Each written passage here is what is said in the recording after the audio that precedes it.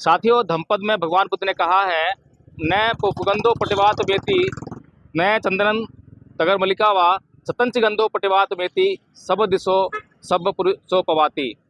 अर्थात फूलों की सुगंध या तगर या चंदन की सुगंध जो है कभी भी हवा की विपरीत दिशा में नहीं जाती है, लेकिन जो शीलवान पुरुष होते हैं उनकी सुगंध जो है चारों दिशाओं में हवा के विपरीत भी जाती है।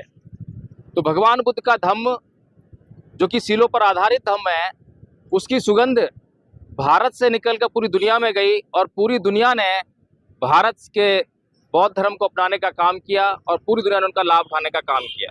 लेकिन आज विडंबना है कि भारत की भूमि, भगवान बुद्ध की भूमि, भगवान बुद्ध के धर्म के लिए तरस रही है और भगवान बुद्ध को जहाँ ज्ञान प्राप्त हुआ वहाँ जो बोध गया मंदिर है उस पर आज बौद्धों का कब्जा ना होकर किसी अन्य लोगों का कब्जा है और वहाँ से उन लोगों से उसको मुक्त कराने के लिए बौद्ध जो प्रयास कर रहे हैं, आंदोलन कर रहे हैं, उसी दिशा में आज हम यहाँ पर राष्ट्रपति महोदय को ज्ञापन देने के लिए यहाँ पर आए हैं, कंझावला डीएम ऑफिस। तो जो ज्ञापन प्रस्तुत कर रहे हैं उसको मैं पढ़कर सुनाना चाहता हूँ।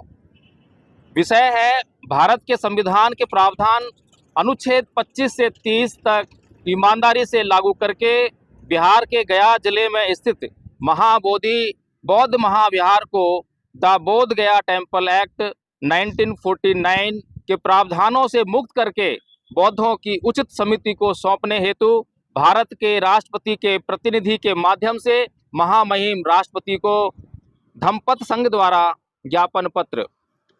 महामहिम राष्ट्रपति महोदया, सविनय निवेदन इस प्रकार है कि बौद्ध धर्म भारत व दुनिया में सबसे अधिक सुस्पष्ट व प्रभावशाली धर्म है। बौद्ध धर्म पूरी दुनिया में भारत का गौरव है। दुनिया भर में कन्फ्यूशियस, सुकरात, प्लेटो, कार्ल मार्क्स जैसे विश्व स्तरीय विद्वान व आध्यात्मिक चिंतक हुए हैं। फिर भी जिन देशों में ये चिंतक हुए उन्होंने बौद्ध सिद्धांतों को स्वीकार किया है और बौद्ध जीवन पद्धति को अपने जीवन का हिस्सा बनाया है, जो कि भारत के लिए गौरव व परम सम्मान की बात है। दुनिया में भारत की पहचान बुद्ध से है। यह तथ्य भारत के प्रधानमंत्री व भारत से विदेश यात्राओं पर जाने वाले तमाम गणमान्य व्यक्ति कह चुके हैं और विश्व समुदाय को अपने परिचय में बुद्ध की धरती भारत से आया हुआ ही बतलाते हैं। अब तक बौद्ध लोगों को पूरा विश्वास है कि जिस प्रकार से बौद्ध धर्म ने विश्व पटल पर भारत का सर ऊंचा किया है, उसी प्रकार एक राष्ट्र की भावना रखते हुए भारत का कोई भी धर्म विश्व पटल पर भारत की उस गौरव गाथा को मलिन नहीं होने देगा। लेकिन बड़े खेद का विषय है कि जहां हिंदू धर्म से भी भारत के लोग यही आशा कर सकते हैं, वहीं हिंदू धर्म के प्रचारकों ने न केवल हिंदू धर्म को विश्व स्तर पर बदनाम करने का कार्य किया है, बल्कि भारत के गौरव को भी विश्व पटल पर भारी क्षति पहुंची है। भारत की सरकारी मीडिया व गुलाम मीडिया केवल भारत के लोगों को गुमराह कर सकती है, लेकिन सोशल मीडिया के माध्यम से आज पूरी दुनिया हिंदू धर्म प्रचारकों की हिंसात्मक, असहनशीलता और अन्य धर्म के धार्मिक स्थलों पर कब्जा होते हुए देख रही है। निसंदेह ऐसी गतिविधियों से न केवल धर्म प्रचारकों पर बल्कि उस धर्म के धार्मिक सिद्धांतों की व्यवहारिकता पर भी प्रश्न चिन्ह खड़े होते हैं। हो सकता है कि जोर जबरदस्ती से कुछ समय के लिए राजनीतिक सत्ता का दुरुपयोग करके लोग किसी धर्म विशेष का कब्जा देश पर करा दें, लेकिन उन लोगों को नहीं भूलना चाहिए कि जब इतिहास लिखा जाता है तो कुकर्म करने वाले लोग तो उस समय जिंदा नहीं होते, लेकिन उनकी पीढ़ियां हमेशा के लिए कलंकित हो जाती हैं। आज भी भारत इसी कारण से जातीय आरक्षण की आग में जलने के लिए मजबूर है। क्या विश्व इतिहास ईसाइयों, मुसलमानों द्वारा हिंसा, लोभ, लालच, मजबूरी के आधार पर धर्म प्रचार को भूल सकता है? क्या इस प्रकार के प्रचार से कोई धर्म बड़ा बन सकता है? यह हमारे झूठे अहंकार को तो तुष्ट कर सकता है, लेकिन जब पूरा विश्व के सर्वश्रेष्ठ धर्म को खोजेगा तो उसके लिए उसके अनुयायियों की संख्या आधार नहीं बनाएगा, बल्कि उसके सिद्धांतों की व्यवहारिकता में घुसकर जांच करेगा और तब हम आसानी से यह अनुमान लगा सकते हैं कि कौन सा धर्म विश्व पटल पर चमकेगा और कौन सा धर्म भारत की छवि को सबसे अधिक धूमिल व बदनाम करेगा। भगवान बुद्ध ने धर्म का अर्थ बताते हुए कहा है कि सभी पाप कर्मों का ना करना और सभी पुण्य कर्म यानी अच्छे कर्मों का करना ही धर्म है। किसी अन्य धर्म के पूजा स्थलों में मूर्तियों को अपना बताना व अपना बनाना पाप है या पुण्य है, यानी सही है या गलत, यह एक बच्चा भी जानता है। लेकिन भारत की सरकारें नहीं जान पाई या नहीं जानने का ढोंग करती रहीं। हिंदुओं के लिए मंदिर केवल कर्मकांड या पूजा स्थल है, लेकिन भारत के बौद्धों के लिए बौद्ध विहार केवल पूजा स्थल व कर्मकांड स्थल नहीं है, बल्कि ज्ञान के प्रचार व प्रसार के माध्यम है। अब तक महाविहार का द बोध गया टेम्पल एक्ट 1949 के तहत संचालन किया गया है, लेकिन इस कानून से बौद्धों को कोई फायदा नहीं हुआ, बल्कि नुकसान ही हुआ है।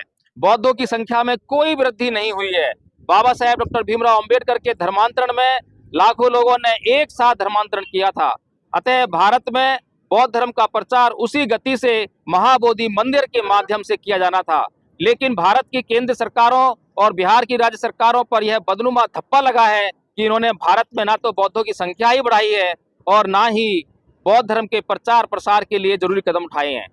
भारत की अब तक की सरकारों को दुनिया के बौद्धों को बताना चाहिए कि भारत में बौद्धों के स्कूल कहाँ हैं, कॉलेज कहाँ हैं, हॉस्पिटल कहाँ हैं, फिल्में कहाँ हैं, इंडस्ट्री कहाँ है, सरकारी नौकरियां कहाँ हैं, बौद्ध खेल में कहाँ हैं, आखिर पूर्व में पूरे अखंड भारत में फैले बौद्धों के अधिकार कहाँ हैं।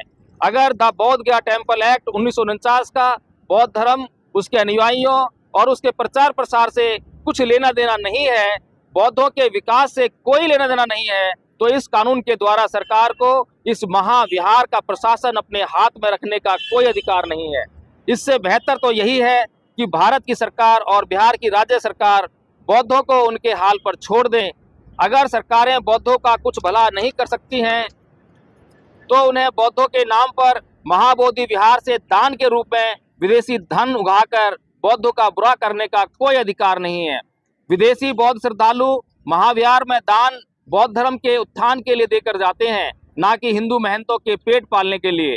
हिंदू धर्म में दान और बौद्ध धर्म में दान की परिभाषा बिल्कुल अलग है।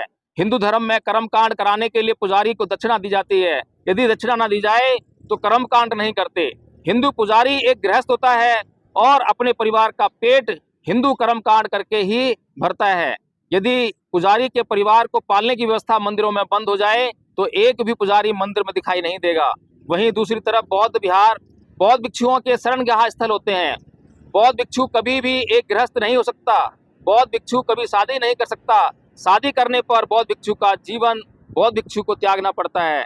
बौद्ध भिक्षु का उद्देश्य निर्वाण प्राप्त करना होता है। इस मार्ग पर चलते हुए वह बौद्ध विहारों का इस्तेमाल केवल ठहरने के लिए करता है। बौद्ध भिक्षु कभी किसी संपत्ति सिवाय 5 चीजों के का मालिक नहीं हो सकता। इसलिए द बोध गया टेम्पल एक्ट 1949 के द्वारा सरकारों के द्वारा बौद्ध धर्म की पवित्रता को दूषित करने का महान अपराध किया गया है। बौद्ध विहारों का संचालन केवल भिक्षु संघ के द्वारा ही होना चाहिए। सरकार उनका प्रशासन अपने हाथ में नहीं ले सकती। भारत के संविधान में प्रत्येक धर्म के अनुयायियों को अपने धार्मिक स्थलों की देखरेख, धर्म के प्रचार की स्वतंत्रता, धार्मिक शिक्षा संस्थानों के निर्माण करने की स्वतंत्रता केवल उस धर्म के लोगों के द्वारा किए जाने की आधिकारिक व्यवस्था मूल अधिकारों के अंतर्गत की गई है। अतः जिस प्रकार हिंदू अपने हिंदू धर्म के प्रचार की जिम्मेदारी मुसलमानों और ईसाइयों को कभी नहीं दे सकते, उसी तरह बौद्ध अपने ऐतिहासिक विनाशक हिंदू को अपने उत्थान की जिम्मेदारी कैसे दे सकते हैं। भारत की सरकारों को यह कार्य द बोध गया टेम्पल एक्ट 1949 के अंतर्गत देकर भी बौद्धों ने देख लिया है, लेकिन बौद्धों के साथ इस कानून के आधार पर दुनिया का सबसे महान अन्याय ही हुआ है। ऐसे में अगर वास्तव में भारत की सरकारों में रहने वाले व्यक्ति जिस भी धर्म को मानने वाले क्यों न थे, अगर उनमें उनके धर्म के अनुसार जरा भी नैतिकता होती तो सौंपे गए कार्य को पूरा न कर पाने पर अपने पद से त्याग पत्र व बौद्धों का महाविहार उन्हें वापस सौंपने की कार्य ईमानदारी से करते। लेकिन यह दुर्भाग्य है भारत का कि उसे धार्मिक ईमानदार राजनेता प्राप्त नहीं हुए। इन नेताओं ने न केवल अपने आप को, अपनी पीढ़ियों को, बल्कि अपने धर्म को भी अपमानित कर कलंकित करने का नीच कार्य किया है। हिंदू चाणक्य की नीति साम दाम दंड भेद को पालन अपने ही देश के अपने ही भाइयों के खिलाफ करते हैं, जो कि अति निंदनीय कार्य है। लेकिन बौद्ध धर्म में संपूर्ण मानव जाति के प्रति नैतिक आचरण को ही प्रमुख स्थान दिया गया है, जिससे किसी भी हिंदू को तनिक भी कष्ट नहीं हो सकता। एक तरफ बौद्ध धर्म है जिसने हिंदुओं को या किसी भी अन्य धर्मावलंबी को कभी नहीं सताया, और दूसरी तरफ दुनिया में इस्लाम और हिंदू हैं जिन्होंने बौद्धों को सताने में कोई कोर कसर नहीं छोड़ी है। फिर भी बौद्धों ने कभी हिंसा का सहारा नहीं लिया है। ऐसे में हिंदुओं के साथ बौद्धों की किसी भी प्रकार की धार्मिक सहभागिता की अपेक्षा व उम्मीद करना न केवल बेईमानी होगी बल्कि देशद्रोह से भरा एक कदम होगा। अपने देश में शांति व सौहार्द के वातावरण को जानबूझकर बिगाड़ना देशद्रोही हो सकता है। अगर महामहिम जिसकी लाठी उसकी भैंस के आधार पर देश का शासन नहीं चला रही हैं, संविधान के माध्यम से देश चला रही हैं, तो उन्हें इन सवालों का ईमानदारी से जवाब जरूर देना चाहिए। भारत का संविधान अनुच्छेद 13 में यह घोषणा करता है कि भारत का कोई भी कानून, सामाजिक, धार्मिक, परंपरा, रीति रिवाज यदि संविधान के मूल अधिकारों का हनन करता है, कम करता है, तो उस सीमा तक वह कानून, रीति रिवाज, परंपरा अवैध होगा। लेकिन द बोध गया टेम्पल एक्ट 1949 भारत की सरकारें लगातार बौद्धों के मूल अधिकारों और अनुच्छेद 49 का हनन कर रहा है, और इस तरफ भारत की सरकारों ने इस तरफ कोई ध्यान नहीं दिया। जिस प्रकार हिंदू मुस्लिम शासकों द्वारा उनके मंदिर तोड़े जाने को नीच कार्य कहते हैं, उसी प्रकार से बौद्धों के विनाशक होते हुए भी उनका भला करने के नाम पर हिंदुओं ने स्वयं हिंदू धर्म को भी अपमानित करने का कार्य किया है। महाबोधि महाविहार बौद्धों के लिए ऐतिहासिक दृष्टि से अति महत्वपूर्ण है। सर्वविदित है कि महाबोधि मंदिर भारत के महानतम सम्राट अशोक द्वारा बौद्धों के लिए निर्मित किया था। बौद्ध धर्म न केवल हिंदू धर्म से जमीन आसमान की भिन्नता रखता है, अपितु विश्व के प्रत्येक धर्म से सैद्धांतिक और व्यवहारिक आधार पर भिन्नता रखता है। सम्राट अशोक ने बेशक सभी पंथों को अपना प्रचार करने की स्वतंत्रता दी, लेकिन एक दूसरे के धार्मिक स्थलों पर हस्तक्षेप करने की इजाजत कभी नहीं दी। क्या कभी कोई शासक ऐसा कर सकता है कि किसी एक धार्मिक स्थल को दो संप्रदायों को इस्तेमाल करने के लिए सौंप दे? क्या दुनिया की कोई भी सरकार ऐसा कर सकती है? क्या भारत का सर्वोच्च न्यायालय इसे न्यायोचित ठहरा सकता है? सभी जानते हैं कि हिंदुओं के पास इनका कोई ऐतिहासिक आधार नहीं है। हिंदुओं का धर्म भी बुद्ध को किसी भी प्रकार से स्वीकार नहीं करता। अगर हिंदू बुद्ध को किसी भी रूप में स्वीकार करते तो उन्हें बुद्ध को हिंदू देवी देवता बनाकर पूजने की जरूरत नहीं पड़ती। सबसे अहम बात यह है कि बाबा साहेब अम्बेडकर ने अपनी साहित्यिक रचनाओं में सब रहस्य स्पष्ट रूप से खोल दिया है। उन्होंने स्पष्ट रूप से हिंदू धर्म को सार्वजनिक तौर पर नकारा ताकि भारत के बौद्ध किसी भी प्रकार से हिंदू धर्म के संपर्क में न आ सकें। इसके लिए उन्होंने सर्वविदित 22 प्रतिज्ञाएं अपने अनुयायियों को दिलाई। विश्व का सबसे महान विद्वान हिंदू धर्म को त्याग चुका है। हिंदुओं को अपने धर्म की गरिमा की तनिक भी चिंता नहीं है और वे जोर जबरदस्ती से ही अपने धर्म का प्रचार करना चाहते हैं। हिंदू सदैव अपने लिए अलग और दूसरों के लिए अलग जीवन के मापदंड निश्चित करते हैं। अब समय आ गया है कि हिंदू अपने अंतःकरण में झांक कर देखें और बौद्धों को अपना विकास करने के लिए स्वतंत्र छोड़ दें। अतः महामहिम से अत्यंत विनयपूर्वक प्रार्थना है कि सभी बौद्ध विरासतों से हिंदुओं का कब्जा तुरंत हटाने का आदेश दें एवं अन्य संदेहास्पद बौद्ध विरासतों की जांच ईमानदारी से किसी अंतर्राष्ट्रीय संस्था द्वारा करवाई जाए। भारत के तमाम बौद्ध एवं भारत के संविधान में विश्वास रखने वाले संगठनों के साथ धम्मपद संघ संवैधानिक अहिंसात्मक प्रावधानों के तहत आंदोलनों व प्रदर्शनों का ही समर्थन करता है। बहुत बहुत साधुवाद।